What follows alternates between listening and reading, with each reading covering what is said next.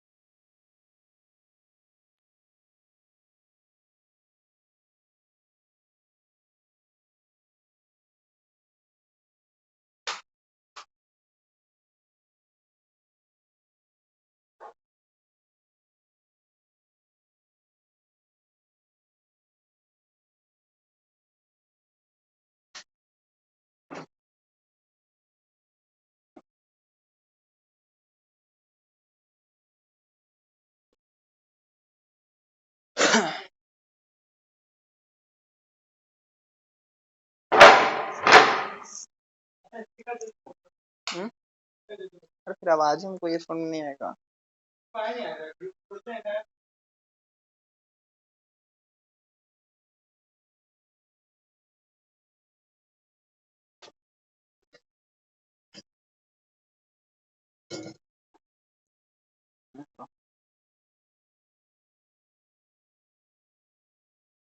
मान लो माइक से बोलना होगा तो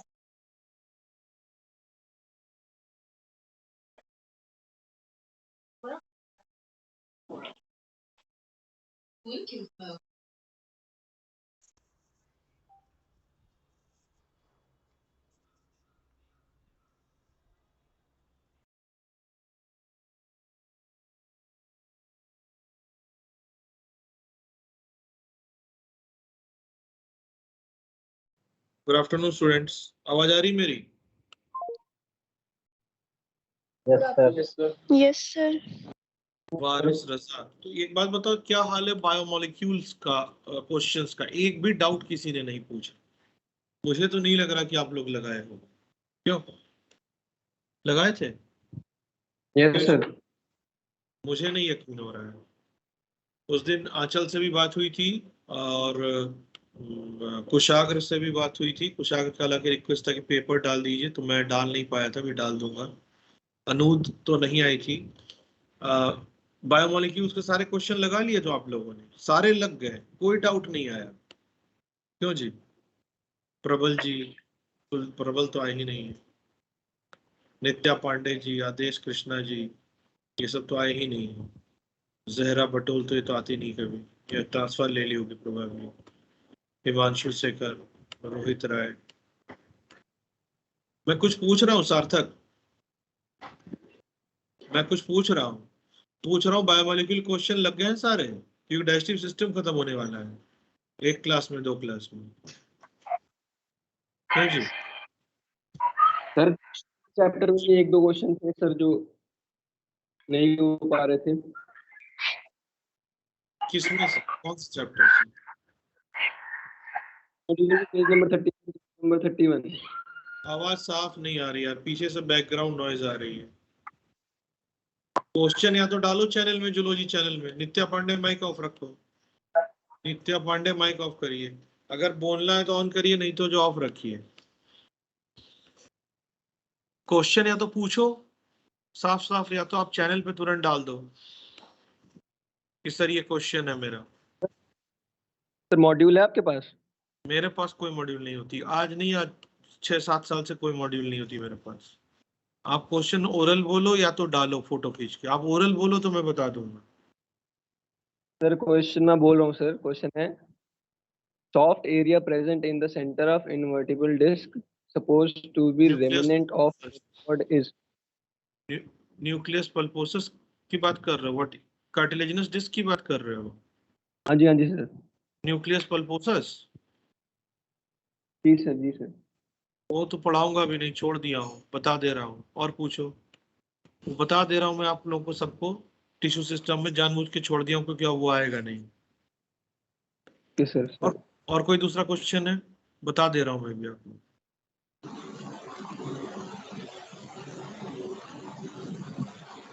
सर ये है इनकरेक्ट ऑप्शन, चूज करना है सर। जी बोलिए। सर ऑप्शन है neuron dominating the CNS interneurons. ये तो उसका क्वेश्चन है यार, नर्वस सिस्टम का। अभी क्यों पूछ रहे हो? वहां पे पढ़ाया था ना इंटर इसमें है। न्यूरॉन, वो छोड़ दो अभी। एक दिन आपको दिखा रहा था ना बेटा, वो जो आर्क दिखा रहा था मैं, रिफ्लेक्स आर्क, जहां जी पर जी मैं सर। दिखा रहा था आप लोगों को सूडो यूनिपोलर न्यूरॉन। याद आ रहा किसी को, बच्चों को? Pseudo unipolar neuron. तो pseudo yes sir. Unipolar neuron वहां पर पढ़ाऊंगा, ये यहाँ पर मत पूछो। यहाँ बताऊंगा तो भी नहीं समझ में आएगा, है ना? ये मुझे याद रहेगा, ये तो मुझे पढ़ाना ही है, ऐसा नहीं कि ये डाउट में है, ये तो मुझे पढ़ाना ही है। तो इस पे तो आप छोड़ ही दीजिए इसको, इंटर न्यूरॉन्स को। यहाँ पे क्यों दे रखा है क्वेश्चन इंटर न्यूरॉन? इसको तो छोड़ दीजिए। न्यूक्लियस पल्पोसस में बता दे रहा हूँ आपको। इनका लैपटॉप हैंग हो गया है।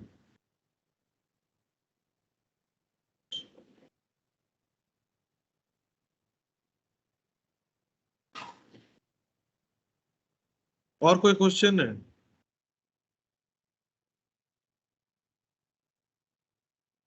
न्यूक्लियस पल्पोसस बता दे रहा हूँ। बायोमोलिक्यूल से था। नहीं, न्यूक्लियस एक पार्ट रुक जाओ, न्यूक्लियस पल्पोसस बता दे रहा हूँ, फिर उसके बाद बायोमोलिक्यूल क्वेश्चन जो आप पोस्ट कर दीजिए चैनल में, तो मैं तुरंत देख देख के बता दूंगा। आप फोटो खींच के पोस्ट कर देखो। आपको समझना क्या है कि सारे कॉर्डेट्स जो में होती है नोटोकॉर्ड, इसीलिए मैंने नहीं पढ़ाया था कि नोटोकॉर्ड की बात होगी मतलब वर्टिब्रेट्स की। आपको रीढ़ की हड्डी भी पूरा नहीं पढ़ाया हो, लेकिन इतना बताया कि रीढ़ की हड्डी में एक ठोस भाग होता है, उसके पीछे एक हॉलो सिलेंड्रिकल पार्ट होगा, उसके पीछे होगी न्यूरल स्पाइन। ये जो हॉलो सिलिंड्रिकल पार्ट होगी, यहाँ से गुजरेगी स्पाइनल कॉर्ड। याद आ रहा है? इतनी बात मैंने बताई थी। ये लाल वाला जो है ये स्पाइनल कॉर्ड है, दिस इज स्पाइनल कॉर्ड। अगला वर्टिब्रा कहाँ होगा, ये बात हुआ था। अगला वर्टिब्रा रीढ़ की हड्डी यहाँ पर होगी, यहाँ पर होगी अगली रीढ़ की हड्डी, यहाँ पर होगी, ये ऐसे। तो ये भी बात हुई थी आपके साथ कि इन दोनों के बीच यहाँ क्या मिलेगी, इन दोनों के बीच यहाँ व्हाइट फाइब्रस कार्टिलेजिनस डिस्क मिलेगी। ठीक है? तो ये जो पूरी रीढ़ की हड्डी होती है, ये तो बोनी बन गया है, ये सेंट्रम बोनी है, बी फॉर बोनी, ये भी नीचे वाला भी बोनी बन गया है। लेकिन जो इंटरवर्टिब्रल डिस्क है ये तो कार्टिलेजिनस है, अब अगर मैं इसको निकाल के यहाँ ड्रॉ करता हूं तो मुझे क्या दिखता है कि इसका पेरिफेरल एरिया, जो इसकी परिधि है, किनारे वाला एरिया है इसका, इसका जो किनारे वाला एरिया है, ये सब में कोलेजन फाइबर ज्यादा है।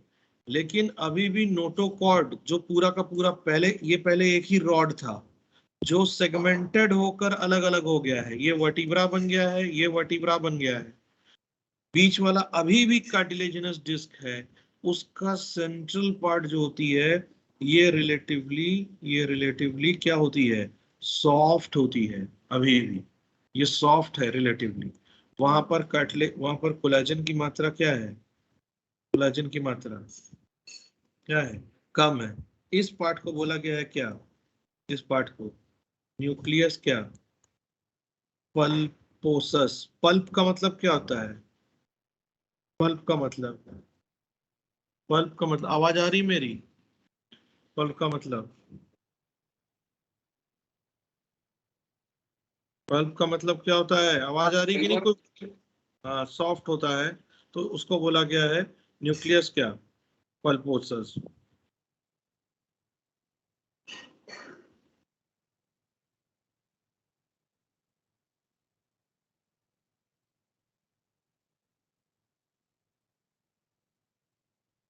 और क्वेश्चन कौन पूछ रहा था, जल्दी पूछो जी,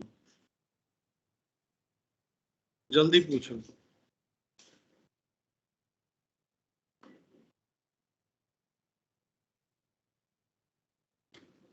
और कोई क्वेश्चन है, Yes, sir. रोज पूछिए। Sir, stratum germinativum is an example of which kind of epithelium? गलत लिखा हुआ है, आंसर गलत है। आंसर में वहां पे दिया हुआ है कोलमनार, मैंने क्यूबॉइडल पढ़ाया है तुम्हें, इसलिए धोखा हो रहा होगा। आप चित्र में देख लीजिए ना। अभी बताओ, टिश्यू सिस्टम का क्वेश्चन पूछ रहे हो तुम, यहाँ इस तरह का बताया था, क्यूबॉइडल होगा वो। तुम्हारे एनसीईआरटी वहां पर पैकेज के पीछे लिखा हुआ है इसको कोलमनार, जबकि होगा क्या, जबकि होगा क्यूबॉइडल। यही पूछ रही हो ना, क्यों? Yes, sir. हाँ, तो वो गलत मिसप्रिंट है वो। तो कोई कुछ भी कहे, आप बुक खोल के देख लीजिए ना। बुक में जो फोटो बनी है उसमें सेल का शेप देख लीजिए, और मेरी भी बात को विश्वास करिए, आंसर होगा क्यूबॉइडल। लेकिन वहाँ गलती से लिखा हुआ है क्या, आंसर में क्या लिखा हुआ है, कोलमनार। ये कोलमनार बिल्कुल नहीं है, ये क्यूबॉइडल होंगे। और पूछिए जरा, कम से कम ये बच्चा, चलो ये तो लगाया है क्वेश्चन, बाकी बच्चा तो सन्नाटा है, वो तो लगा ही नहीं रहा, वो तो घर में बैठ गया है कि चलो और मजा हो गया। एक तो समस्या, ऐसे थोड़ी ना सिलेक्शन होगा, ऐसे नहीं होगा। सर ये फीडबैक That एक एक करके बोलो, फीडबैक इनहिबिशन क्या है, फीडबैक इनहिबिशन यहाँ कहाँ से आ गया।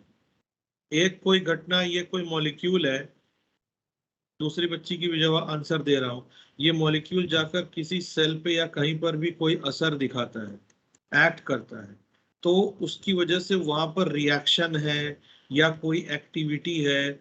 अगर वो रिएक्शन है या एक्टिविटी है, वो जो है मान लो बढ़ती है, बढ़ने की वजह से यहाँ पर कोई मॉलिक्यूल प्रोड्यूस होता है, तो वो आकर अगर इस मॉलिक्यूल के सिक्रीशन को क्या करता है, स्टॉप करता है, तो आप उसको बोलते हो कैसा, उसको आप क्या बोलते हो, फीडबैक इनहिबिशन। अब अगर आप बात करें एलोस्टेरिक एंजाइम्स की, तो उसमें भी तो फीडबैक इनहिबिशन था, नहीं था क्या?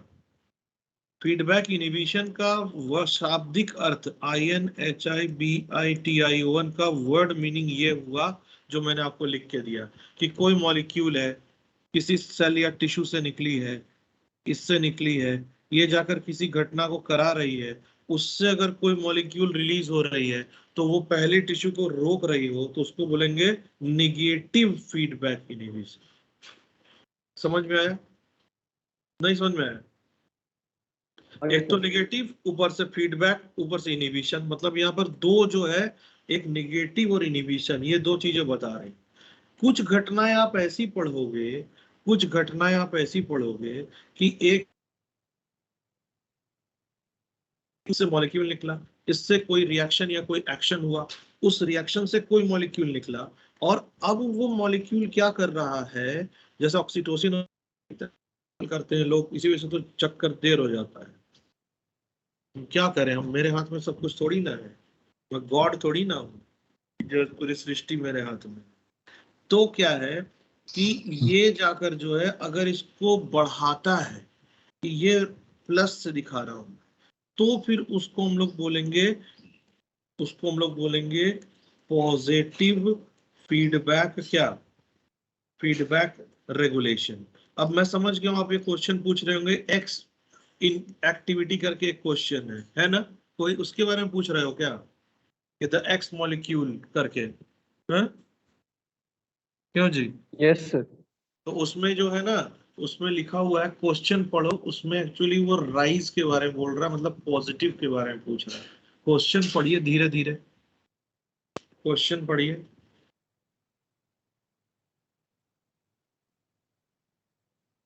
क्वेश्चन पढ़िए ना, अब क्वेश्चन है नहीं खोले हुए हो। सर वो मैं अगले पेज पे आ गया सर, एक और क्वेश्चन था सर, मैं उन्हीं से रिलेटेड है सर। Hello sir. हाँ जी बोलिए जी, सर मेरी आवाज आ रही? बोलिए। सर ये है एग्जाम्पल है सर, 4 ऑप्शन है उसमें पूछा एग्जाम्पल कौन सा है फीडबैक एनिमेशन का। बच्चा मैसेज कर रहा, गुड मॉर्निंग, क्लास कट हो जा रही, मैं ज्वाइन नहीं कर पा रहा हूँ, नाम नहीं लिख रहा है कि मैं उसको कॉल कर लूं। कितनी बार बोला था, कोई भी मैसेज जब लिखिएगा तो नाम और बैच जरूर लिखिएगा। RM4 लिखा है, लिख रहा है, हेलो सर गुड मॉर्निंग, आपकी क्लास RM4 मैं ज्वाइन नहीं कर पा रहा सर, मैं क्या करूं, क्लास कट हो जा रही है। बस कौन लड़का पता नहीं। देखो आप लोग का क्वेश्चन पूछने का स्टाइल सही नहीं, मैं बता दूं, मैं बार बार बोलता हूँ क्वेश्चन का पिक्चर लीजिए उसमें डालिए, आप समझ ही नहीं रहे। ऑनलाइन पढ़ाई कोई आज थोड़ी ना शुरू हुई है, तो 20 में हम लोग बहुत पढ़ा चुके हैं। बच्चा क्वेश्चन पूछता है ओरल में, आप जो फीडबैक की बात पूछ रहे थे तो मुझे पैकेज रटा हुआ है, तो मैं समझ भी ले रहा हूँ कि बच्चा यहाँ से क्वेश्चन, जैसे उसने कॉलमनार का पूछा तो मुझे याद आ गया कि आंसर उसका गलत है।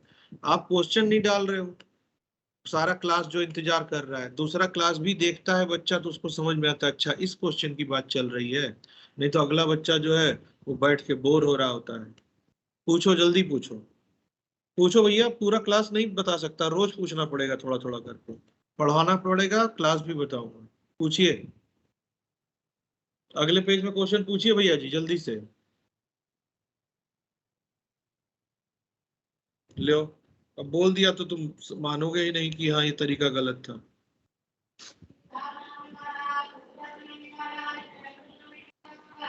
अब कोई मान ही नहीं रहा तो क्या बता।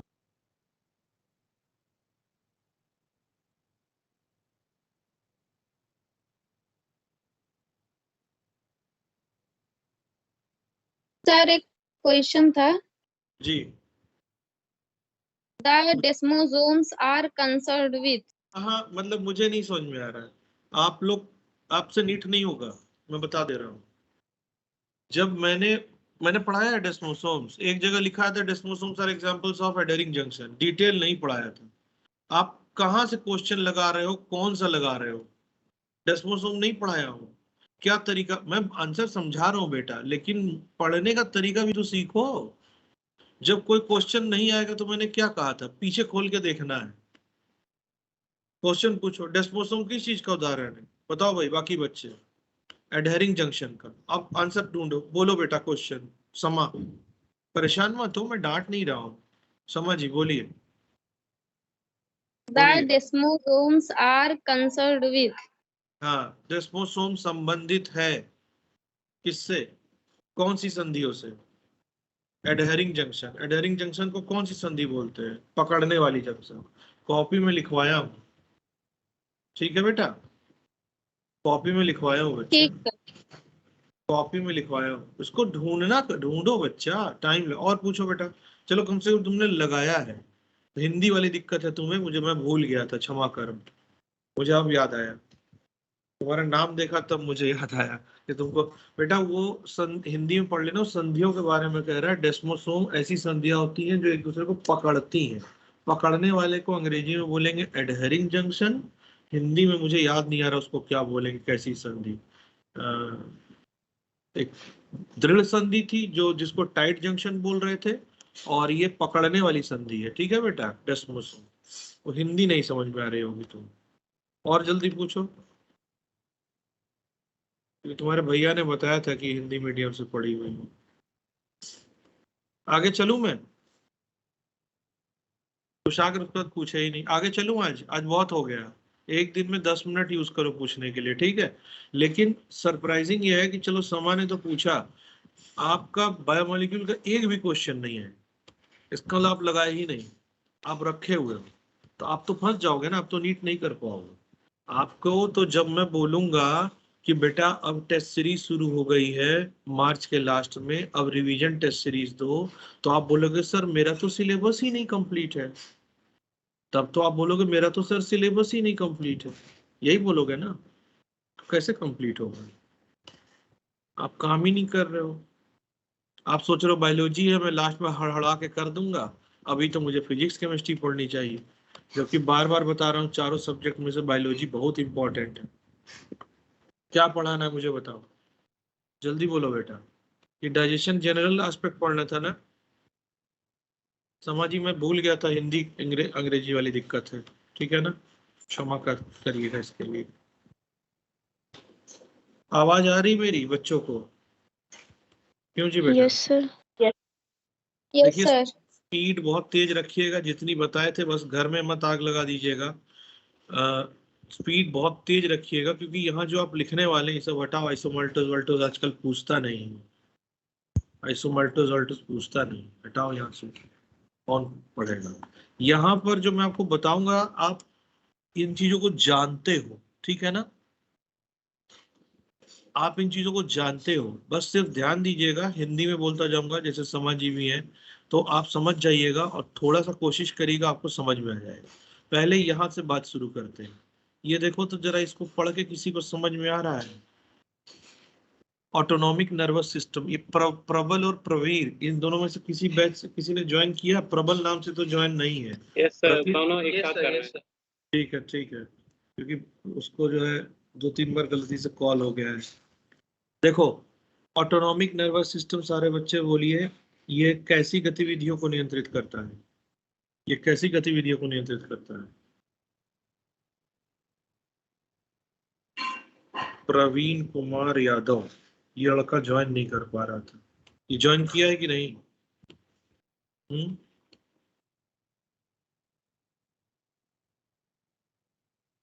प्रवीण कुमार YADAV यादव,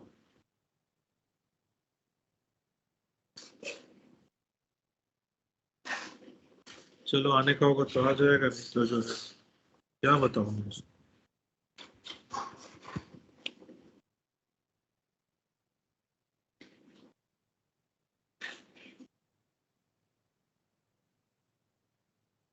तो कॉल भी तो किया मैंने, ज्वाइन नहीं हो रहा तो क्या करूं?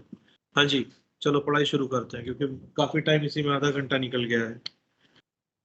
सिर्फ ऑटोनॉमिक नर्वस सिस्टम किसको कंट्रोल करती है, कोई बताइए भाई? इनवॉलेंट्री प्रोसेसेस को करती है। एक बार भोजन इसोफेगस में चला गया तो उसके बाद जो ये कंट्रोल करेगी, लेकिन ये जो है ये जो है हमारी ब्रेन से तो कंट्रोल है ही है। और जब हम तनाव में होते हैं, आपने पढ़ा होगा फियर फाइट फ्लाइट, ये भी मैं पढ़ा दूंगा, कि जब हम तनाव में होते हैं तो हमारा क्या निकल रहा होता है? क्या निकल रहा होता है?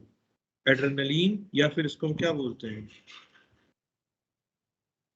ईपीनेफ्रिन, जिसको हम फियर फाइट फ्लाइट हार्मोन बोलते हैं, जिसको हम स्ट्रेस हार्मोन बोलते हैं।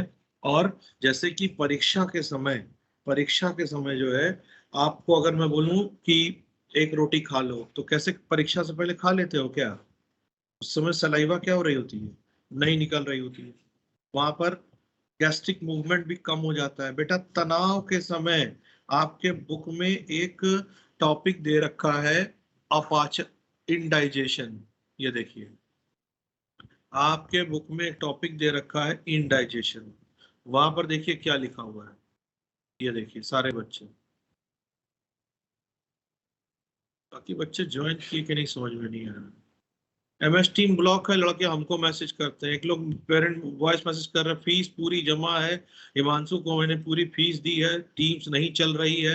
अरे भैया जी, जिसका काम उसको बोलो ना, मैं जूलॉजी पढ़ाऊंगा कि टीम्स चलवाऊंगा। आप लोग जो है, आपको मैसेज करिएगा मेरे को, और कोई दिक्कत होगी तो फोन तो देखो मैं उठा नहीं पाता हूँ, तो मैसेज करिएगा। इधर देखो बेटा, इधर देखो। इनडाइजेशन मतलब क्या होता है, मुझे बताओ। इनडाइजेशन मतलब भोजन ठीक से क्या नहीं हो रहा है, बोलो भाई जल्दी। कोई कुछ बोल नहीं रहा इस क्लास में। फूड डाइजेस्ट नहीं होता प्रॉपर्ली। नहीं हो रहा है, क्यों नहीं सर हो रहा डाइजेस्ट नहीं हो रहा। है? ऐसा लग रहा है कि पेट भरी हुई है, फुलनेस है, पेट भरा हुआ है, इस तरह का लग रहा है। ऐसा क्यों लग रहा है?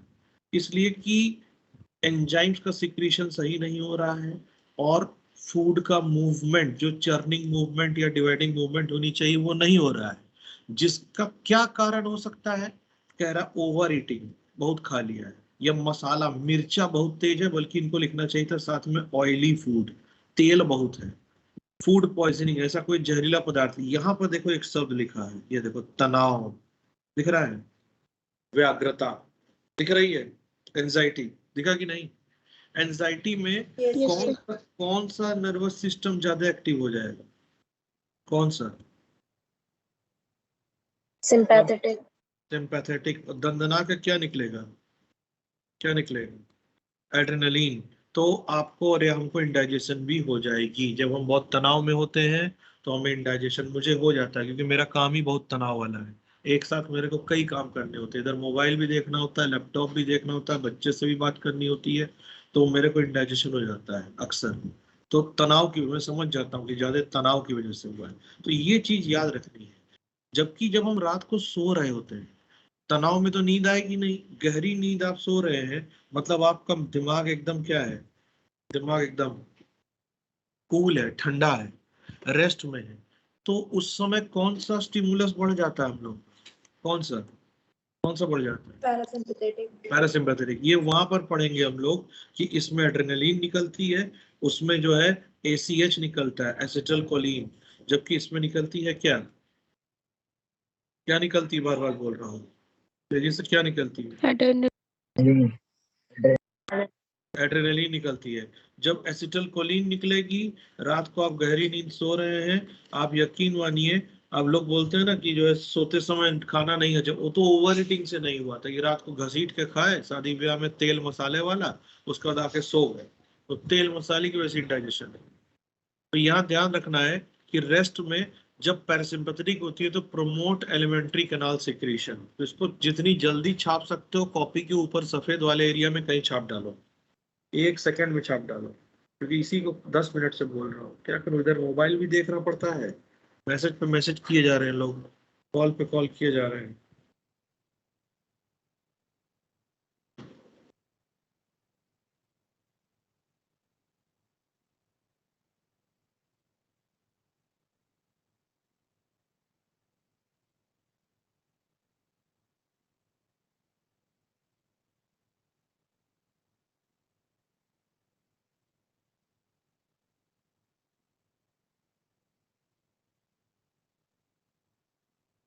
लिख लिया?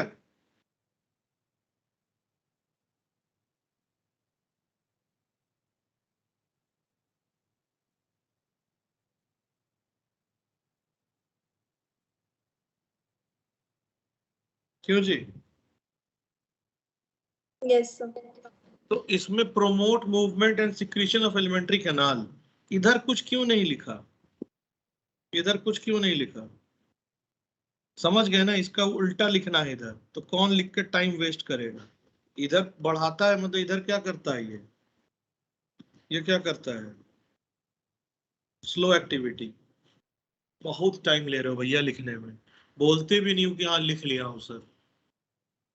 जब बोलोगे नहीं तो कैसे पता चलेगा? अब यहाँ पर देखो जरा, यहाँ पे, यहाँ ध्यान दो, मुंह में रख के जब भोजन चलाएंगे तो चबाते चबाते वो लुगदी जैसा बन जाएगा, तो उसको क्या बोलते हैं हम लोग? उसको क्या बोलते हैं, बोलिए? जब आप उत्तर नहीं देंगे कैसे हाँ समझ आएगा बेटा? अब बोलस। और चबाने की वह प्रक्रिया को हम इंग्लिश में बोलते हैं मैस्टिकेशन। अब हमारे खाने में बहुत कुछ है, हमारे खाने में मिनरल्स हैं, लेकिन आपको पता है कि मिनरल जो होती है उसको हमको डाइजेस्ट करने की जरूरत नहीं पड़ती है। मिनरल को हमको डाइजेस्ट करने की जरूरत नहीं पड़ती है। और मिनरल्स जो है, अब इसमें डीएनए भी खाया है हमने, डीएनए नहीं खाया है क्या हमने? जो खाया है उसमें सेल भी है, आलू है, भिंडी है, कुछ भी है, सेल भी है। मैंने कहा था सेल को फाड़ना पड़ेगा, सेल को फाड़ेंगे नहीं तो डाइजेशन नहीं होगी, उससे चीजें नहीं निकलेगी। प्रोटीन भी है, फैट भी है, स्टार्च भी है। लेकिन आप जानते हो, पढ़ चुके हो कि बक्कल कैविटी में केवल पीएच 6.8 पे कौन काम करता है? अल्फा सलाइवरी एमाइलेज, याद है? ये पढ़ चुके हो। और ये केवल किस पर असर दिखाता है? ये किस पर? स्टार्च पर। बाकी चीजों पर जो है बक्कल कैविटी पे कोई असर, डीएनए, प्रोटीन, फैट पे कोई असर नहीं पड़ता है, डीएनए आरएनए पे। केवल किसका डाइजेशन होता है? किसका डाइजेशन होता है? स्टार्च का डाइजेशन होता है। और एनसीईआरटी क्या लिखती है कि हम मुंह में जितनी देर रखते हैं और ईसोफेगस से गुजर रहा होता है, उसमें लगभग कितने % स्टार्च का डाइजेशन हो जाता है? कितने % स्टार्च का हो जाता है डाइजेशन? लिखा है उन्होंने 70%. 30%। जब 70% स्टार्च रह गया है, यहाँ पर 100% स्टार्च है और यहाँ 70 बचा है, तो 70% का डाइजेशन हो गया बालक? नहीं हुआ है ना। कितने का हुआ है? कितने का हुआ है? सिर्फ 30% का डाइजेशन हो जाता है। साफ साफ तो दिख रहा है 70 पर, यहाँ स्टार्च था 100%, उधर भी 70% बचा है। लिख डालो इसको जितनी स्पीड में लिखे। सर नहीं लिखेंगे तो मत लिखिए, नहीं तो बहुत स्पीड में लिख डालिए। Oral cavity, buccal cavity, mastication, food, bolus, soft pulp बन गया, डीएनए, प्रोटीन, आरएनए पर कोई असर नहीं। जितने स्पीड में लिखने के बाद बोला करो लिख लिया हूं। आप लोगों से अच्छा एक दूसरा बैच है वो पढ़ रहा है, वो बोलता है कि सर लिख लिया हूं। आप बोलते नहीं है, मुझे लगता है आप लिख नहीं पाए, टाइम वेस्ट हो जाता है। ऐसे ही 7 दिन हो गया इसको पढ़ते हुए।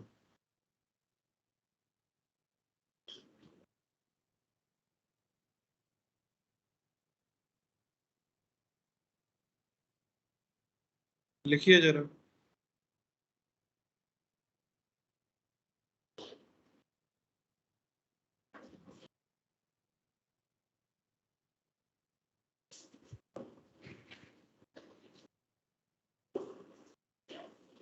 लिखा आपने?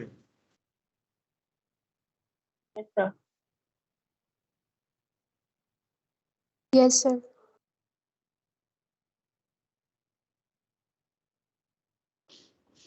अब जो है यहाँ पर कहाँ तक पहुंचे हो?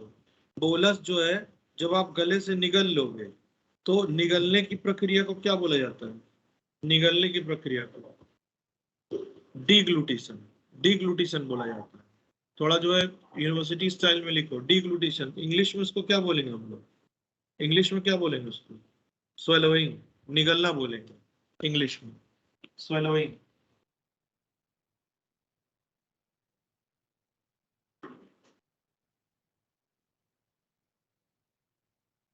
निगल लिया भोजन, निगलने के बाद वो कहाँ से गुजरेगा? जब फेरेंक्स से निगल लिए हैं, और निगलने में कौन मदद करेगा? क्योंकि ये सब डिटेल नहीं पढ़ना है। निगलने में कौन मदद करेगा? बक्कल कैविटी और फेरेंक्स करेगा। Pharynx. तो जब ये बोलस ईसोफेगस से पास हो रही होगी, ईसोफेगस से नीचे आ रही होगी धीरे धीरे पेरिस्टालसिस से, उस समय तक ये सलाइवरी एमाइलेज या टाइलिन स्टार्च का पाचन करता रहेगा, डाइजेशन करता रहेगा।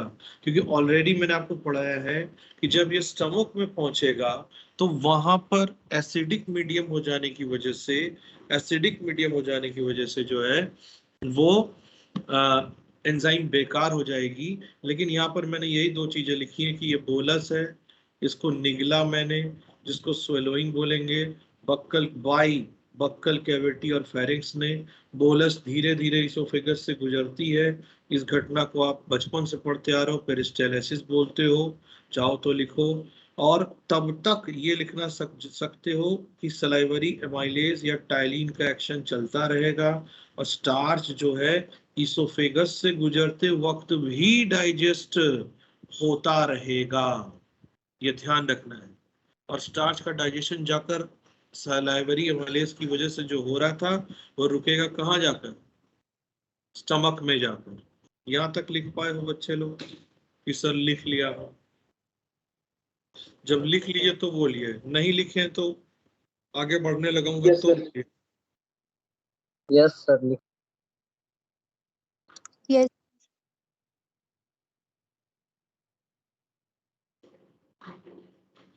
यहां तक लिख लिया कि स्टार्च का एक्शन चलता रहता है। अब digestion of food in stomach, stomach में सब लोग जानते हैं मेन एंजाइम कौन है? पेप्सिन है। पेप्सिन मेन एंजाइम है। तो डाइजेशन ऑफ, मैं थोड़ा थोड़ा करके ऊपर कर रहा हूँ जिससे कि बच्चे का अगर छूटा भी होगा तो वो लिखता रहे, सुनता भी रहिए। जब हम बहुत डिटेल पढ़ाएंगे तो बहुत टाइम लगेगा, इसी में 7 क्लास चला गया है। जब हम खाना नहीं खाए हुए होते, भोजन स्टमक खाली रहता है तो थोड़ा पतला और लंबा रहता है, तो वो धीरे धीरे ढीला होता जाता है, फिलिंग मूवमेंट होती है, वो भोजन को अपने अंदर एकोमोडेट करना शुरू करता है। और उस समय कौन सा हार्मोन निकलता है, पढ़ाया था मैंने, जैसे ही भोजन भरना शुरू हो जाता है?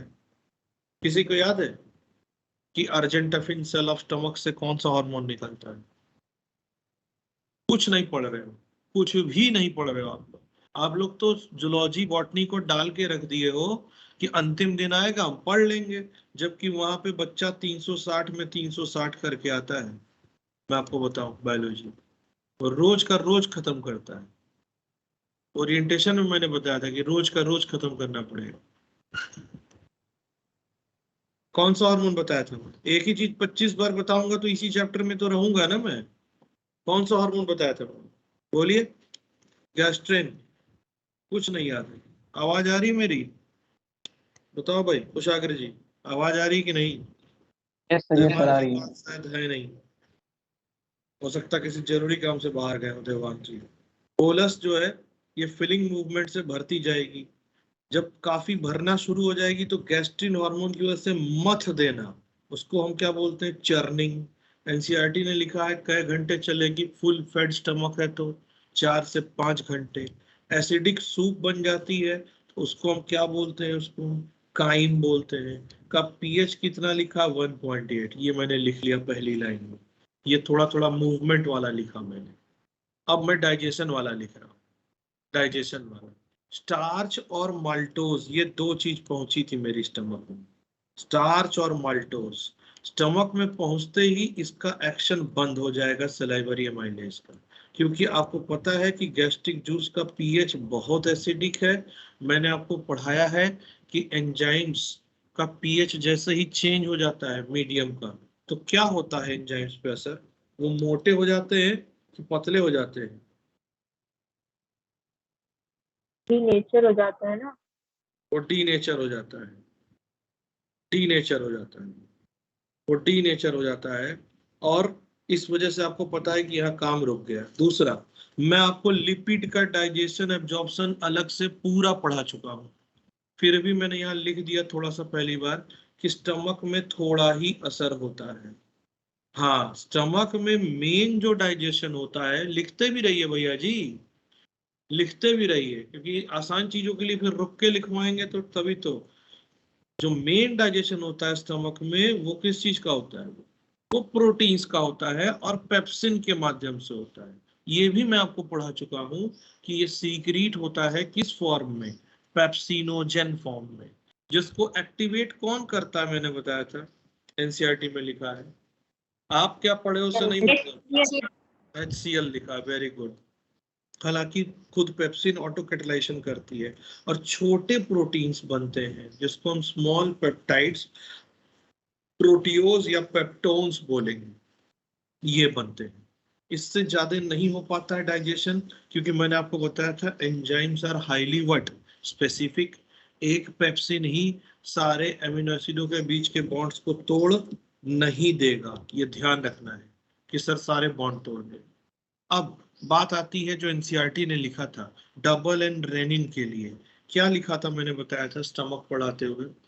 मुस्कान जी को, अनूप जी को, आंचल जी को, अंकिता जी को, किसी को याद है क्या लिखा था? Rennin is a dash enzyme, क्या लिखा था वहां पे? प्रोटियोलिटिक।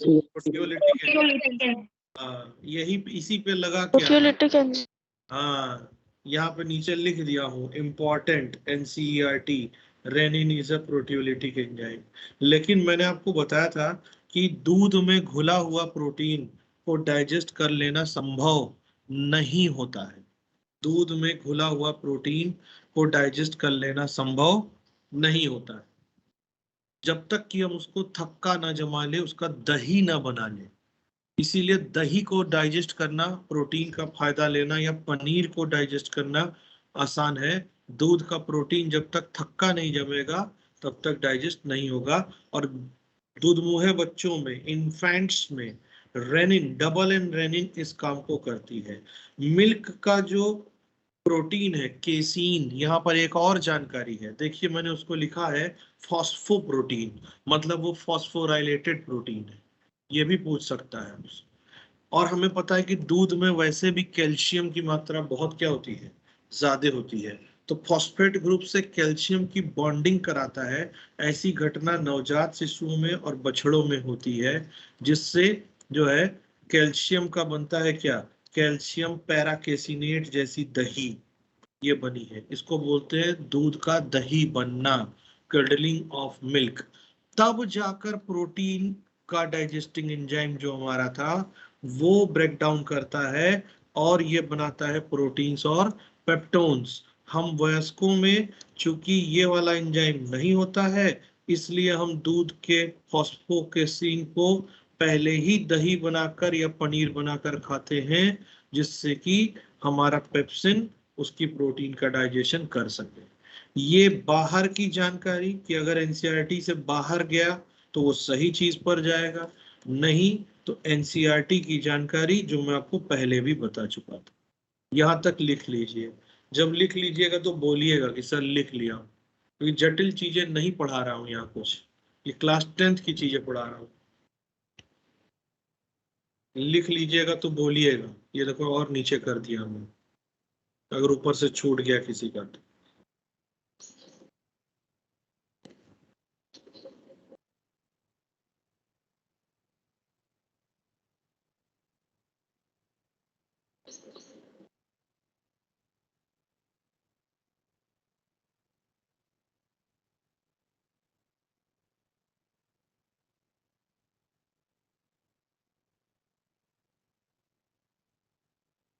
लिख लिया।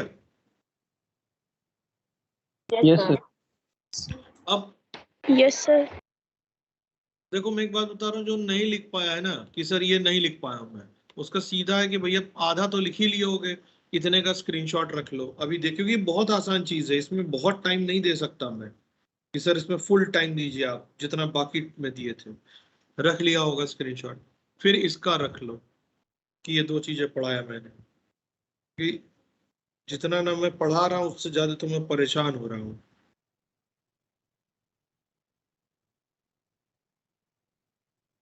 चलो भैया हो गया। अब डाइजेशन इस, ये ध्यान देने वाली चीज है।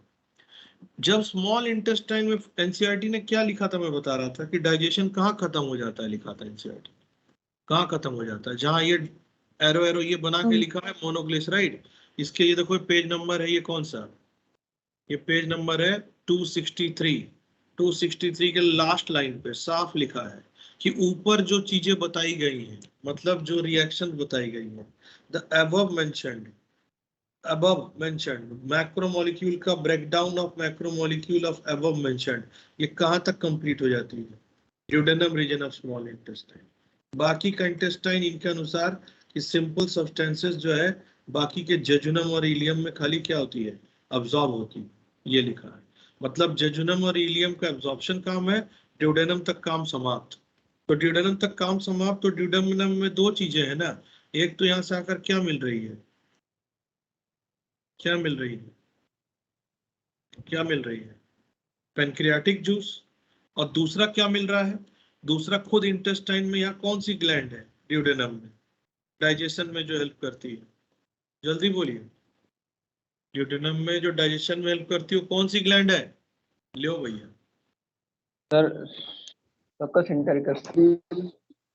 हाँ, क्रिप्ट ऑफ लेब्रेकोन, जिसमें से सक्कस एंटेरिकस। तो बच्चे क्या सोचते हैं हंसते जाओ। बच्चे क्या सोचते हैं कि पेनक्रियाटिक जूस पहले असर दिखा देगी और सक्कस एंटेरिकस बाद में दिखाएगी। ऐसा पढ़ के आए होंगे आप में से 50% बच्चे ऐसा ही पढ़े होंगे, यही सोचते हैं ना कि पेनक्रियाटिक जूस पहले असर दिखा देगी उसके बाद सक्कस एंटेरिकस दिखाएगी। क्यों जी, गलत बोल रहा हूँ क्या भाई? हो गया, गलत बोल रहा हूँ शहनवाज? ऐसा ही दिमाग में है ना? क्यों जी? लेकिन ऐसा नहीं है बेटा। दोनों का काम क्या होगा? दोनों का काम कैसे होगा? दोनों का काम लो भैया साइमल्टेनियसली साथ साथ होगा दोनों का काम। इसका सबसे बड़ा प्रूफ जो है वो ये है, आपको यहाँ देने वाला हूँ कि पेनक्रियास से एक एंजाइम निकल रही है जिसका नाम है, मैंने हेडिंग लगाया, आप हेडिंग लगाई, पहले हेडिंग लगवा दे। अच्छा यहाँ बात कैसे, फिर आपने पेनक्रियास पहले क्यों लिखा है, पेनक्रियास पहले क्यों लिखा है? तो जो है वहां पर आपको ध्यान देना है। अब ये प्रवीण को जो है बार बार बोल रहा हूँ ज्वाइन ही नहीं, मुझे नहीं समझ में आ रहा नेटवर्क इसका गड़बड़ होगा।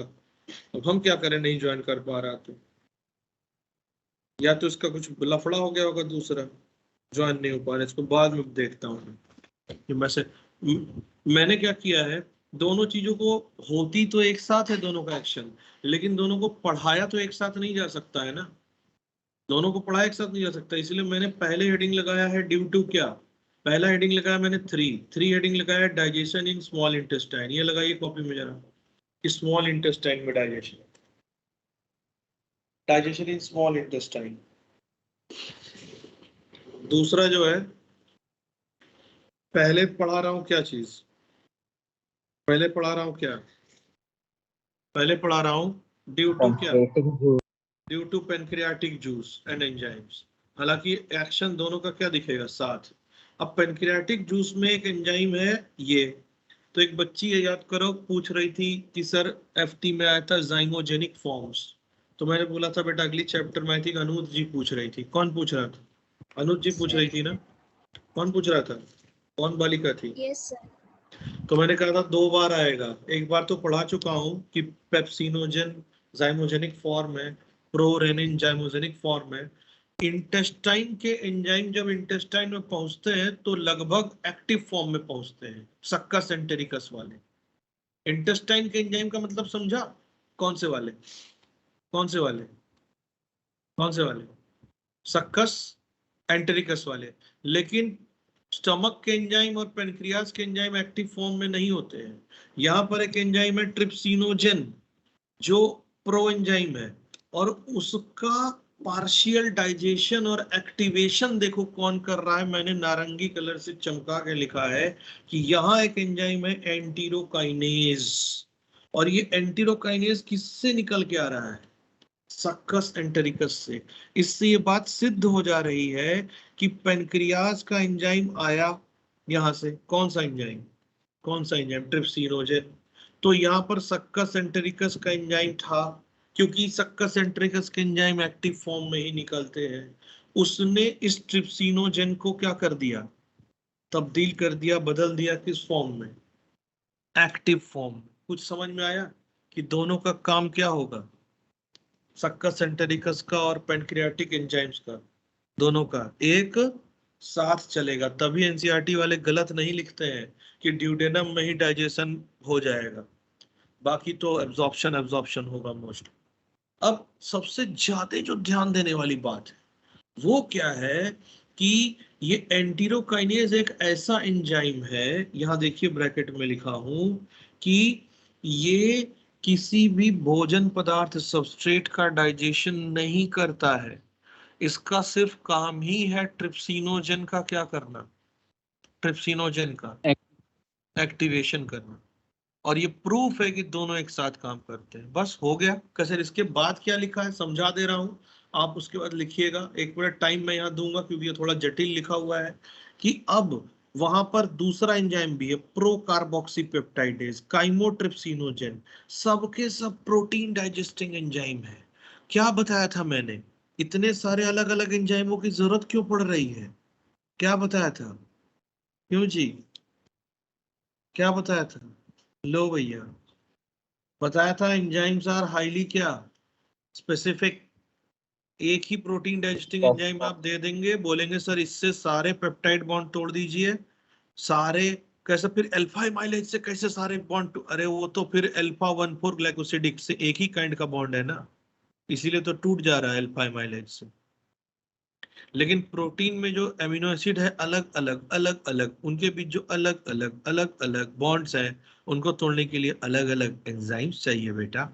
तभी तो हमें प्रोटीन डाइजेशन के लिए स्टमक में ईश्वर ने पेप्सिन और पेनक्रियाज में ट्रिप्सिनोजेन, प्रोकार्बोक्सीपेप्टाइडेज, काइमोट्रिप्सिनोजेन और आगे चल के इंटेस्टाइन में इरेप्सिन और डाइपेप्टाइडेज दे रखा है।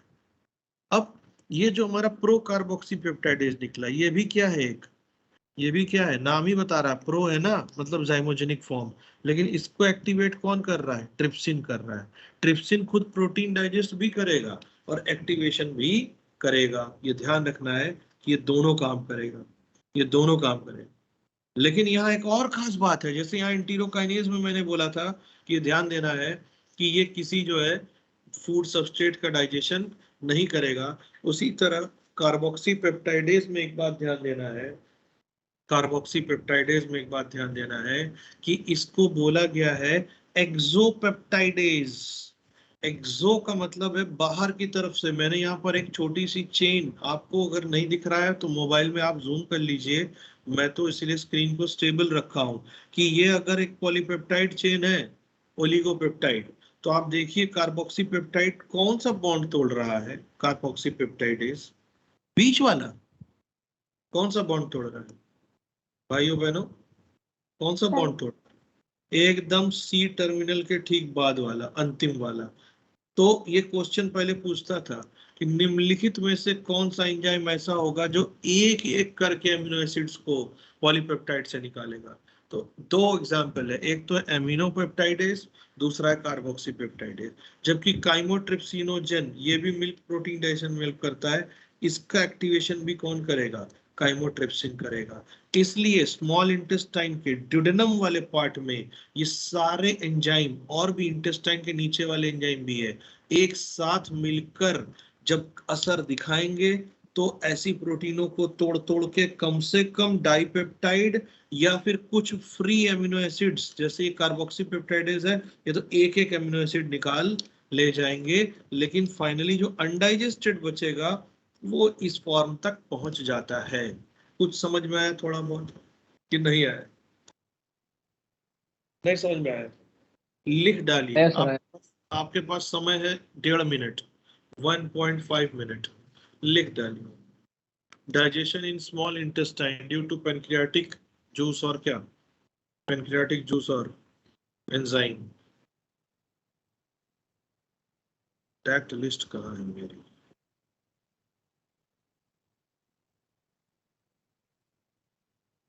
सर ट्रिप्सिनोजेन इनएक्टिव फॉर्म कह सकते हैं फिर ट्रिप्सिन। जी जी जी, इनएक्टिव फॉर्म है।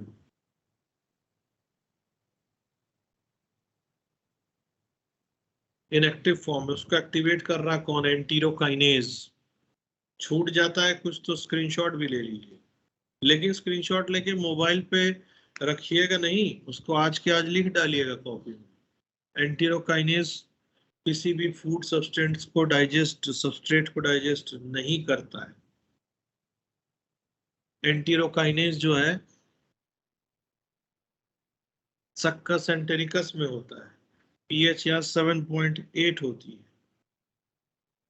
कार्बोक्सी पेप्टाइडेज को हम एक्सोपेप्टाइडेज कहते हैं।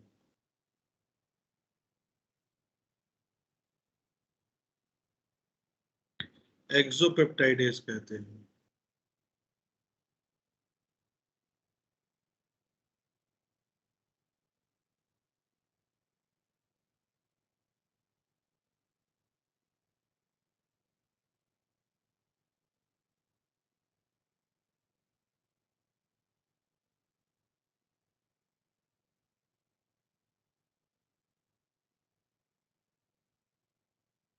Done, sir. वेरी गुड, ऐसे बोला जाता है डन हो गया। Sir, done.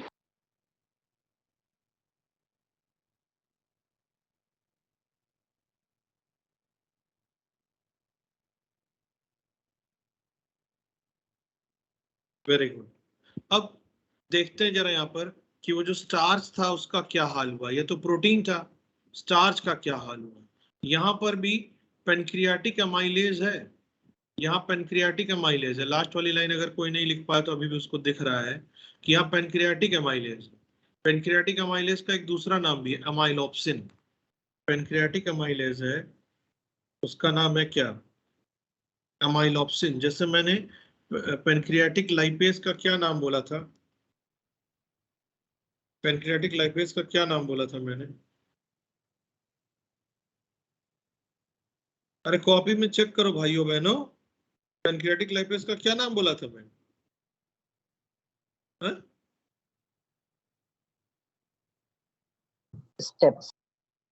स्टिएप्सिन।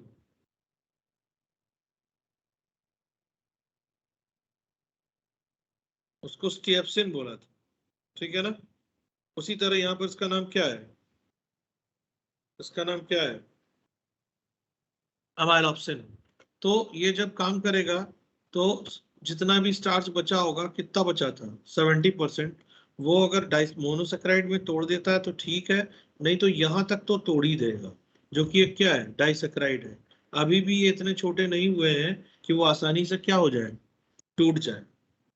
अब आते हैं, क्वेश्चन भी पूछूंगा आपसे, आप अपना स्क्रीन बड़ा करके देखिएगा। ये लिख लीजिए, ये लाइन लिख लीजिए, ये एक लाइन लिखिए, क्योंकि इसके बाद एक चीज डिस्कस भी करना है।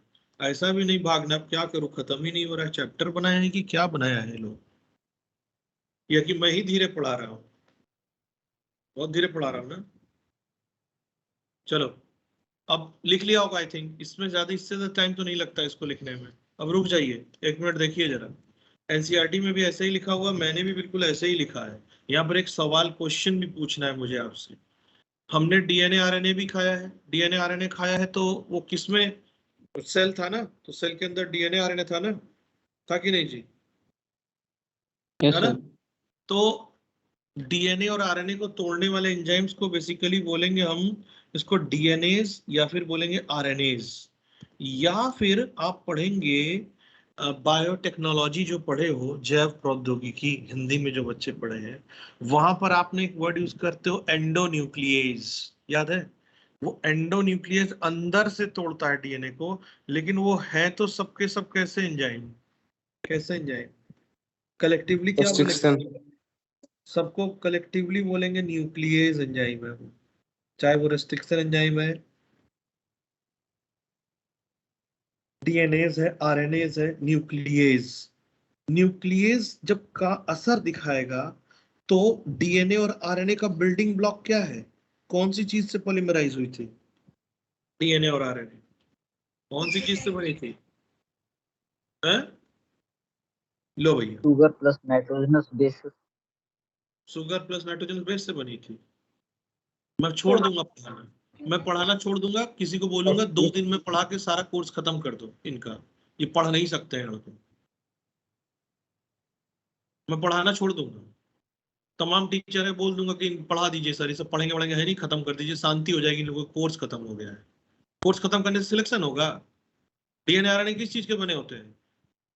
डीएनए आरएनए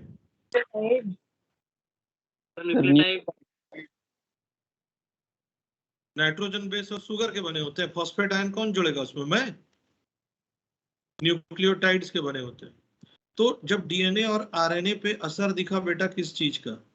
न्यूक्लियस एंजाइम का, या मोर पर प्रोमिनेंटली हम बोले डीएनएज और आरएनएज का, तो वो उसके जो कॉन्स्टिट्यूएंट बिल्डिंग ब्लॉक है न्यूक्लियोटाइड पे टूट गया।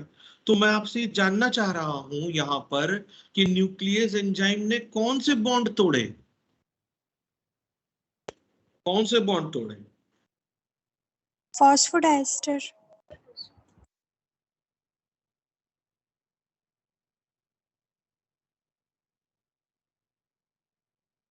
सही जवाब।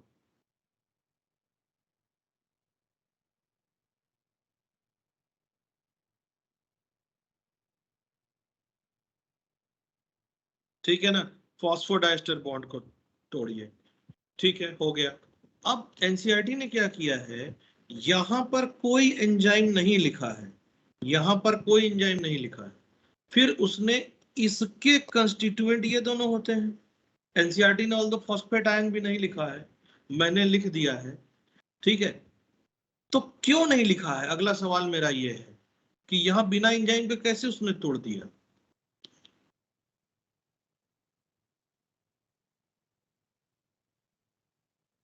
क्यों, बोलिए जरा। क्योंकि न्यूक्लियस फॉस्फेटाइड से बॉन्ड तोड़ दिया है, तो हाँ। फॉस्फेट और न्यूक्लियोसाइड तो अलग ही हो जाएंगे ना। तो साइड अलग हो जाएंगे, वो तो टाइड अलग हुए थे, वो तो टाइड अलग हुए थे ना।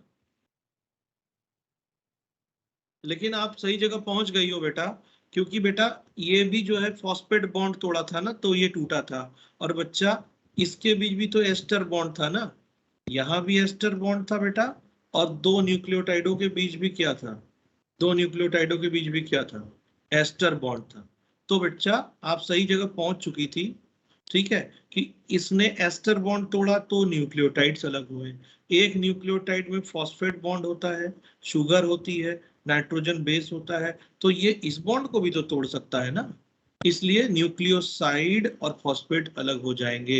इसलिए चिंता मत करिएगा कि यहाँ पर इन्होंने एंजाइम क्यों नहीं लिखा है, बिल्कुल नहीं लिखना चाहिए, क्योंकि ये न्यूक्लियस एंजाइम ही न्यूक्लियोटाइड तोड़कर अलग कर देगा, और टाइड के बाद क्या तोड़कर अलग कर देगा, ये क्या तोड़कर अलग कर देगा, साइड और फॉस्फेट, क्योंकि ये एक्चुअली कौन सा बॉन्ड तोड़ रहा है, एस्टर बॉन्ड। तो बेटा एस्टर बॉन्ड तो दो न्यूक्लियोटाइडों के बीच भी थी और एक न्यूक्लियोटाइड में भी तो थी ना, पढ़ चुके हैं ना, है कि नहीं। इसीलिए बायोमोलिक्यूल पढ़ना क्या है, जरूरी है, ठीक है। तो इसको लिख लीजिए प्लीज, इसीलिए बायोमोलिक्यूल पढ़ना जरूरी है।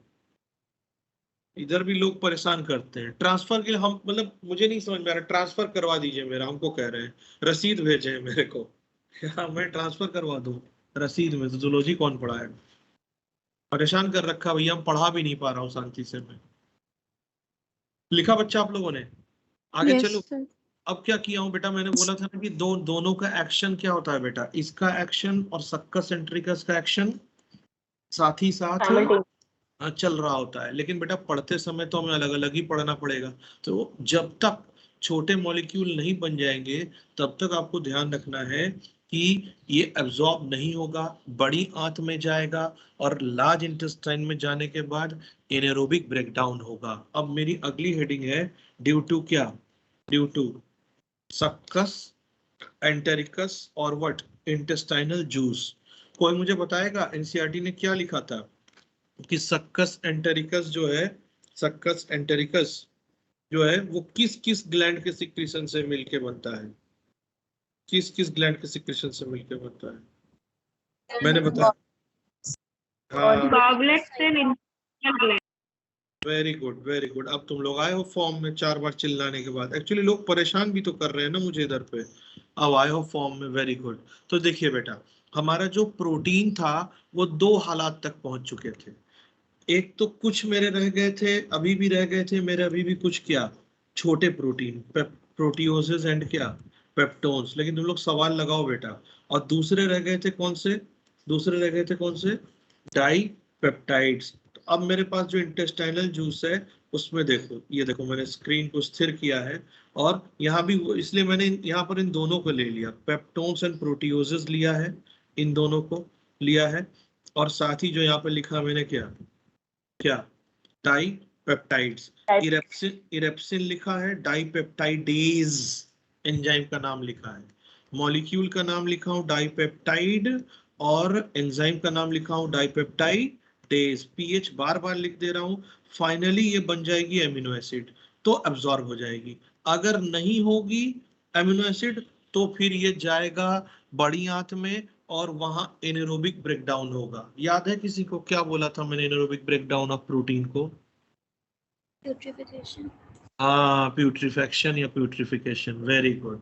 तो ये हो गया। दूसरा माल्टोज बन चुका था, या अगर मैंने चाय में चीनी घोल के या गन्ने का रस या चीनी मिठाई खा ली है तो स्टमक में पहुंच गया सीधे, कैसे मुंह में है, मुंह में है तो टूटेगा, लेकिन वो स्टमक में पहुंच जाएगा तो कोई असर नहीं होगा।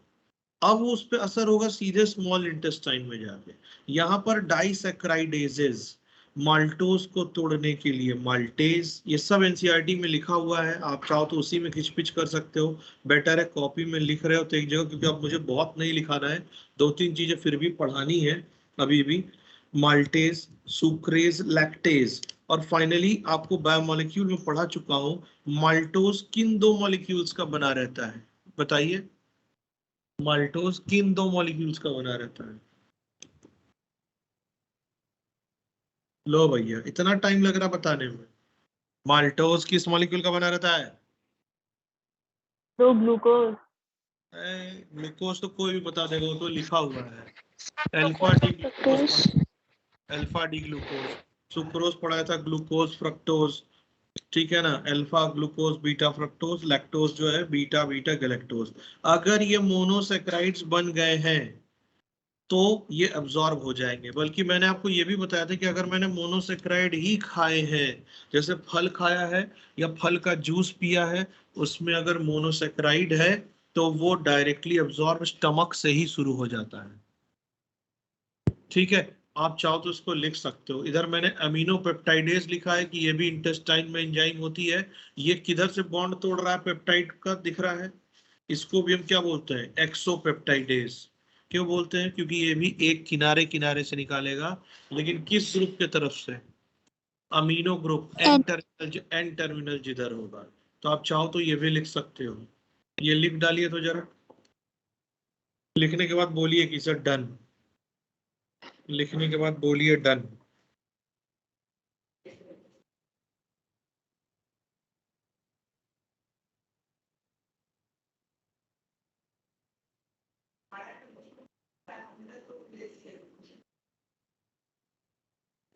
Done sir. वेरी गुड, बाकी लोग भी लिखिए। Done sir. हाँ, नहीं तो एनसीईआरटी सर में, डन। हाँ बहुत आसान चीज थी सुक्रेज। अब फाइनल एक चीज पढ़ेंगे, उसके बाद एनसीईआरटी से पढ़ेंगे एनसीईआरटी में क्या क्या लिखा है, क्योंकि अभी प्रोटीन, एनर्जी, मेल न्यूट्रिशन पढ़ना है, बहुत कुछ पढ़ना है, अभी भी बहुत बाकी है इस चैप्टर में। अभी जो डीएनए आरएनए हम लोगों ने खाया था उसमें न्यूक्लियोसाइड्स बचे थे, कैसे ये बचे थे। लेकिन मैं बार बार कह रहा हूं ना कि इंटेस्टाइनल जूस का असर भी वहीं शुरू हो जाएगा जहां पेनक्रियाटिक का हो रहा होगा।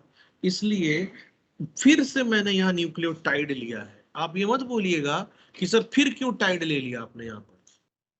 फिर इसलिए लिया कि वहां पर है ना, तो सक्कस एंटेरिकस में भी टाइडेज है, मतलब पेनक्रियाज में भी न्यूक्लियोटाइडेज होती है। ये देखो ऊपर, पेनक्रियाज में भी न्यूक्लियोटाइडेज थी, यहाँ पर ये न्यूक्लियोटाइड्स थी ना, इसके बाद भी टाइडेज थी जो न्यूक्लियस की तरह काम कर रही थी भी, लेकिन यहाँ पर स्पेसिफिकली टाइडेज है। और उसके बाद यहाँ पर क्या है, न्यूक्लियो क्या है, साइडेज है। न्यूक्लियोटाइड्स ले लिया है मैंने कि सर आपने पहले ही तो साइड बना लिया था, टाइड क्यों लिया? अरे लेना पड़ेगा ना, क्योंकि साइमल्टेनियसली दोनों काम कर रहा है। तो वहां पर न्यूक्लियोटाइडेज भी है और न्यूक्लियोसाइडेज भी है। और फाइनली बन गया पेंटोज शुगर, चाहे डीऑक्सीराइबोज शुगर, चाहे आरएनए है तो राइबोज शुगर। और साथ ही में निकल आया है यहाँ पर क्या, साथ ही में नाइट्रोजन, क्या नाइट्रोजन बेसिस, नाइट्रोजन बेसिस। और अगर ये निकल आया है तो ये भी आसानी से इंटेस्टाइन में क्या हो जाएगा, इंटेस्टाइन में क्या हो जाएगा, एब्जॉर्ब हो जाएगा। ये मुझे रट्टा चाहिए, रट्टा चाहिए मुझे। क्लास 10th लेवल की चीज है ये, अभी जो आप पढ़े 1 घंटे में जो आपने पढ़ा है, ये क्लास 10th लेवल की चीज है।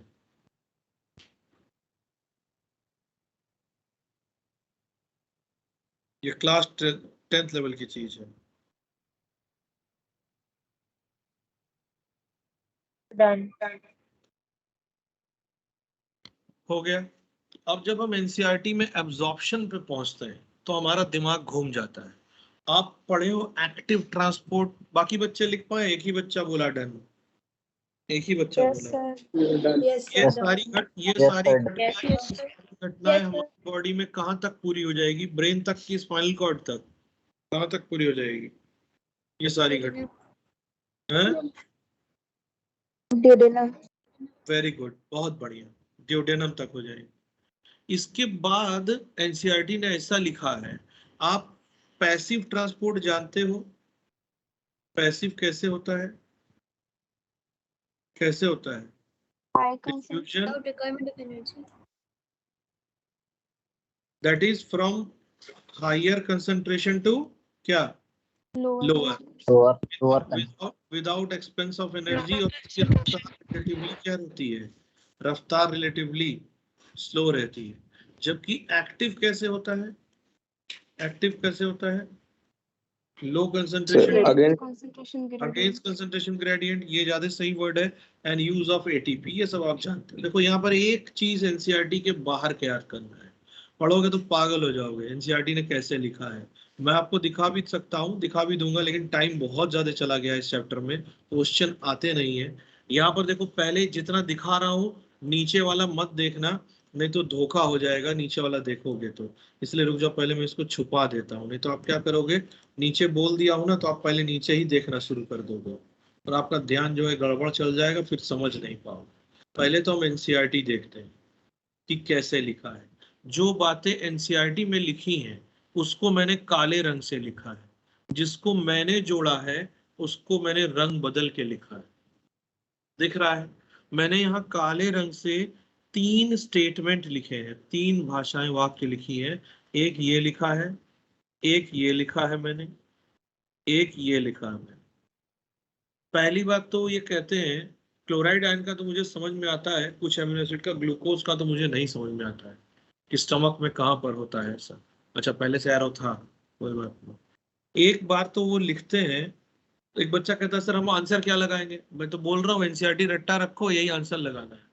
पहले तो वो लिखते हैं एक जगह कि थोड़ी सी ग्लूकोज, मतलब ये स्टमक की बात करते हैं, पहले लिखा नहीं उन्होंने स्टमक, लेकिन स्टमक की बात करते हैं कि थोड़ी मात्रा में ग्लूकोज, थोड़ा सा एमिनो एसिड, क्लोराइड जैसे आयन सिंपल डिफ्यूजन से एब्जॉर्ब होंगे। अब कौन बताए कि वो डिफ्यूजन नहीं ऑस्मोसिस? एक तो ये लिखा हुआ है, इसमें मैं आपकी कोई मदद नहीं करता। आपने भोजन खाया, उसमें NaCl है, सोडियम और क्लोराइड है, तो उसका क्लोराइड आयन। अगर उसमें डाइजेस्ट होकर एमिनो एसिड बन गई है स्मॉल इंटेस्टाइन में तो वहां से, या ग्लूकोज है टूट के ग्लूकोज बन गया है तो स्मॉल इंटेस्टाइन से, पता नहीं कहाँ से लिखा है इन्होंने, क्योंकि स्टमक में थोड़ी मात्रा में जो है अगर प्योर ग्लूकोज या फ्रुक्टोज चली गई है जिसको डाइजेशन की जरूरत नहीं होती है तो वो ऑस्मोसिस से डिफ्यूजन से जाती है। लेकिन इन्होंने एक जनरल सा स्टेटमेंट लिखा है, थोड़ी मात्रा में glucose, amino acid, chloride ion simple diffusion से एब्जॉर्ब होते हैं, मतलब अलोंग द कंसंट्रेशन ग्रेडियंट। ये याद रखना है, ये लिखिए पहले, कॉपी में लिखिए इसको, नहीं तो आप गड़बड़ कर जाएंगे। Absorption of nutrients, some amount of glucose, amino acid, chloride ion absorb by क्या? Simple diffusion. 2014 के, ध्यान से सुन रहे हो ना मेरी बात? Yes, sir. Yes, sir. Yes, sir.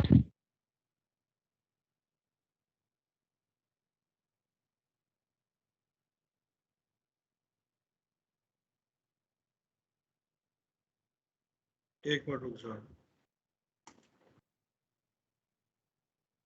यहाँ पर जो है 2014 के पहले का जब क्वेश्चन सॉल्व करोगे तो उसमें एक आंसर आपको सही मिलेगा कि fructose is absorbed bye facilitated transport along with sodium ion, और इसका उत्तर भी पैकेज में सही दिया हुआ होगा। गलती आकाश के पैकेज की या मेरी आकाश की नहीं है। 2014 के पहले 15-16 तक में एनसीईआरटी में ऐसा ही गलत लिखा हुआ था, तो 2014 के क्वेश्चन में आया था तो उसको उन्होंने सही मान के 4 नंबर दिया था। समझ में आ रहा है कैसा चलता है नीट? 2014 से पहले एनसीईआरटी में लिखा था कि फ्रुक्टोज का फैसिलिटेटेड ट्रांसपोर्ट होता है। फैसिलिटेटेड ट्रांसपोर्ट कैसा है, एक्टिव है कि पैसिव है? फैसिलिटेटेड ट्रांसपोर्ट एक्टिव है कि पैसिव है? सन्नाटा है क्लास में। Yes. हाँ पैसिव है, 1-2 बच्चे को पता है।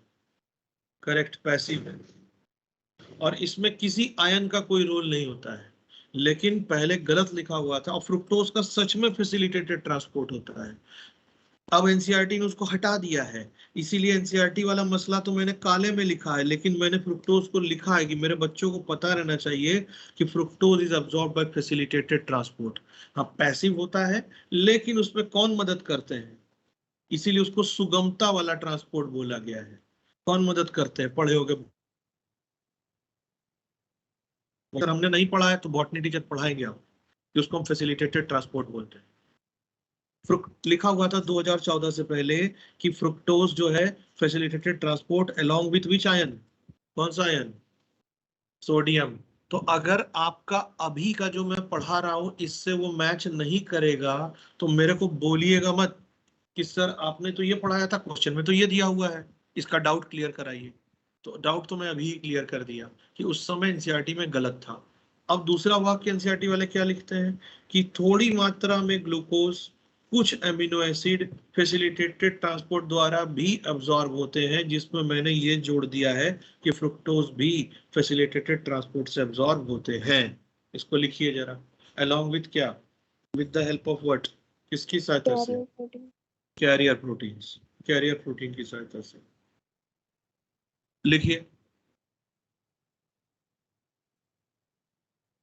लिखिए 2014 के पहले के क्वेश्चन को माफ कर दीजिएगा, बल्कि उसको पढ़िएगा ही नहीं, वो गलत है, फॉल्टी है। नेक्स्ट लिखिए, नेक्स्ट सबसे जरूरी कि along with some sodium ion, यहाँ पर छुप जा रहा है, वहां पर ही मुझे कुछ बात बतानी, भागिएगा नहीं, मैं बता रहा हूँ, ठीक है ना, क्योंकि अभी भी एक क्लास तो और लग ही जाएगा, दिख ही गया है, एनसीईआरटी में बहुत कुछ बाकी है। अंतिम सेंटेंस लिखिए, अंतिम सेंटेंस कि ग्लूकोज थोड़े से, तो एक बच्चा कह रहा है सर तीनों में ग्लूकोज है, मैं क्या लिखूंगा। लो भैया, तुम्हें क्वेश्चन ऐसा ही पूछेगा, ग्लूकोज इज अब्सॉर्ब्ड, तो होगा बाय डिफ्यूजन भी होगा, फैसिलिटेटेड भी होगा, एक्टिव भी होगा, तीनों पे लगाना पड़ेगा आपको। लेकिन मेनली ग्लूकोज का ट्रांसपोर्ट इससे होता है। एनसीईआरटी ने मेनली कुछ लिखा नहीं है, इसलिए मैंने तीनों सेंटेंस को साफ साफ लिख दिया। फिर से लिखिए, ग्लूकोज कुछ एमिनो एसिड, और एनसीईआरटी ने ये नहीं लिखा है गैलेक्टोज, इसीलिए मैंने इसको कलर चेंज रखा है, ये मैं लिख रहा हूं galactose are absorbed by active transport along with sodium ion. Sir नहीं दिख रहा सोडियम आयन, लिखिए ना along with sodium ion, along with sodium ion. ये तीन स्टेटमेंट ऐसे ही याद कर लीजिएगा, glucose some amino acid galactose are absorbed by active transport along with कौन सा आयन, along with कौन सा आयन। अब सवाल उठता है जब एक्टिव ट्रांसपोर्ट तो सोडियम आयन कहां से कूद गया बीच में। ये तीन स्टेटमेंट लिख लिया, याद हो जाएगा, ये एनसीईआरटी का स्टेटमेंट है। Yes sir. अब बहुत डिटेल अगर बोलोगे तो 1 घंटा लगेगा, समझा भी दूंगा, क्लास का टाइम भी वैसे तुम लोग खत्म है, भोजन भी कर लेना, इसके बाद कोई क्लास है आप लोगों की, क्यों जी। Yes sir. देखो मेरी क्लास अगर कैंसिल हो जाती है तो इरिटेट मत हुआ करना, इसीलिए मैं बढ़ा, क्योंकि मेरा ऐसे ही चलता रहता है बेटा, है ना, लेकिन मैं पढ़ा भी दूंगा आपको, अच्छी तरीके से पढ़ाऊंगा, लेकिन आप क्वेश्चन नहीं सॉल्व कर रहे हैं, ये गंदी बात है, अच्छी बात नहीं है। अब देखो जो बाहर का क्वेश्चन है एनसीईआरटी के बाहर का, दरअसल ग्लूकोज का एक्टिव ट्रांसपोर्ट डायरेक्टली होता ही नहीं है। दरअसल एक्टिव ट्रांसपोर्ट होता किसका है, सोडियम। जैसे मैं आपको बता दूं, अभी 2 बच्चे हैं प्रवीर और प्रबल, तो कौन अपनी आईडी से लॉगिन किया हुआ है, बताओ बेटा आप लोगों में। प्रवीर किया हुआ है, प्रबल उसके साथ बैठा है ना, लेकिन पढ़ाई तो दोनों कर रहे हैं, बस यही होता है। एक्चुअली ट्रांसपोर्ट किसका होता है, एक्टिव एब्जॉर्प्शन, लेकिन जो प्रोटीन मॉलिक्यूल ये करती है उसके साथ ग्लूकोज भी बाइंड हो जाता है, इसलिए वो एक्टिव ट्रांसपोर्ट हो जाता है। समझ में आया कुछ थोड़ा थोड़ा कि दरअसल एक्टिव ट्रांसपोर्ट किसका हो रहा है, बैठे हैं प्रबल जी का साथ में ट्रांसपोर्ट अगर हो जा रहा हो, इसलिए 2 भाषाएं पहले, क्योंकि मैं डिटेल कैसा मैकेनिज्म समझाइए, मैं वो भी वो तो मेडिकल कॉलेज जाके पढ़ना। देखो यहाँ क्या लिखा हूँ कि sir along with sodium ion, वो तो बेटा मैंने तुम्हें लिखा दिया ना, अलोंग विथ सोडियम आयन, ये हटा दे रहा हूँ। इसलिए ग्लूकोज का ट्रांसपोर्ट है तो एक्टिव, बट उसको सही माने में बोला जाता है secondary active transport. Secondary active transport कैसे, क्यों? तो यहां एरो लगा के दिखाया हूं कि ये कैरियर प्रोटीन है जो दरअसल ट्रांसपोर्ट किसका कर रही है, किसका कर रही है? Sodium ion. सर सोडियम समझ, आयन। अरे भैया मैकेनिज्म समझाऊंगा, 1 घंटा मैकेनिज्म में लगेगा। मेडिकल कॉलेज की चीज है, पढ़ोगे जाके कैसे करता है वो मेम्ब्रेन की सरफेस से। लेकिन उसका सह ट्रांसपोर्ट हो जा रहा है उसके साथ किसका?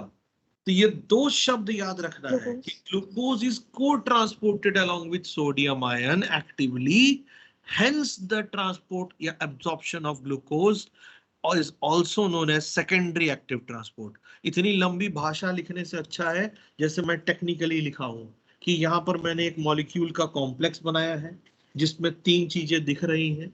एक तरफ बीच में एक कैरियर प्रोटीन दिख रहा है, उसके एक तरफ सोडियम जिसका एक्चुअल एक्टिव ट्रांसपोर्ट हो रहा है, मैंने इसीलिए इसके नीचे बनाया है, जबकि ये ग्लूकोज आकर उससे चिपक गया है, इसलिए इसका क्या हो रहा है, इसका क्या हो रहा है? Secondary active transport secondary active transport हो रहा है। कुछ समझ में आया? नहीं समझ में आया? आ गया सर। Yes sir. ये इसी के नीचे लिख डालिए। आज का कार्यक्रम, क्लास कितने बजे तक थी? इसी बजे तक थी ना? आज का कार्यक्रम क्या करिए, बंद करिए। इसके बाद कोई क्लास है आप लोगों की? सर केमिस्ट्री पढ़ डालिए, पानी पीजिए, बिस्कुट खाइए, घर में है तो मिठाई है तो मिठाई खाइए, नहीं तो एक रोटी खाइए। तो सर एक रोटी, हाँ अभी एक ही रोटी का टाइम है, क्लास कंप्लीट करने के बाद खाइए। पढ़ाई पहले तो बाकी सब बाद में,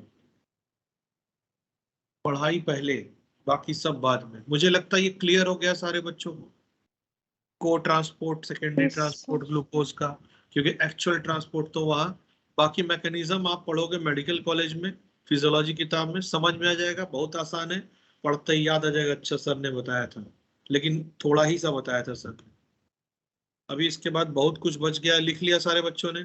इसके बाद अभी बचा है ये कैलोरीफिक वैल्यू बचा है, अभी बचा है एब्जॉर्प्शन ऑफ प्रोडक्ट्स में ये टेबल पढ़ना बचा है, इसके बाद डिफिकेशन बचा है, इसके बाद डाइजेस्टिव डिसऑर्डर बचा है, इसमें पीईएम भी बचा है। एक क्लास तो कम से कम लेगा ये, कम से कम, वो भी अगर रफ्तार आपकी क्या रही, तेज, क्योंकि मैं पढ़ाऊंगा तो आपको आएगा नहीं। जिस तरह से आप कन्वर्सेशन से पढ़ रहे हैं अभी डांटने के बाद, उसी से आपको समझ में आएगा। लेकिन मेरा सीधा कहना यह है कि आप क्या करिए, सवाल लगाइए, ठीक है ना? यशस्वी, रहजादा, अंजलि, अनुज, सारे बच्चों से रिक्वेस्ट है, अटेंडेंस रख लेता हूँ आप लोगों की, भेज देता हूँ ईडीपी सर को। ठीक है, लीव कर जाइए, कुछ खा लीजिए 1-2 रोटी, उसके बाद दूसरी thank you class. Sir. Welcome बेटा। Thank you sir. Thank you sir. Thank you sir. Thank you sir.